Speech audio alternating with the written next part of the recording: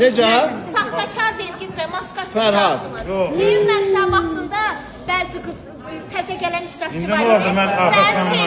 Nə oldu mən Afət xanıma? Bir də Sən mənə. gələndə sən Nə keçmiş oldu? sevgili sən torba tikirdi mən çıxardım. Ondan danışma, keçmişdən O nə yaxşı oldu? keçmişdə qaldı. Elə indi hal-hazırda Afətlə Elgiz müəllim, mən Afət xanımı Afətlə barışdıran mən olmuşam. İndi mənim üçün nəyimə tüpürür. Onun sənin baxışların o diyor. Ayrı baxışların o deyil. Sən heç mənim IQ səviyyəmdə deyilsən. Nə səviyyədə? Məndə olan bilik səndə yoxdur. Düzü bilik savadla deyil, Biliyin nə vicdanla. əlaqəsi var burada? Onu deyirəm də vicdanla. O vicdan onda yoxdur Sən Elgiz deyirsən bəy. ki, bizdə ciddidir fikir, bizdə ciddidir. Sən istəyirsən gəl, Sənin vicdanın mənim sözümə yox. Yox, ay Fərhad, bəlkə sən Təzə xoşun sevgili gəlir olasan təzə Elgiz söz. bəy sabahları deyəcək inciyin baxışları Yox, yaxşı. sən- Hamı ilə reklam tutur. Ha, mənim özüm reklam filmdə olan adamım. Ona görə Afət xanım Qaldı ki, ona görə. Sən yanına istəyirsən mən onunla bir yerdəyəm. Təzədən onun kimi sən də gündəmə gəlirsən. Xeyr, mən gündəmə ehtiyacım yoxdur. Mənim elə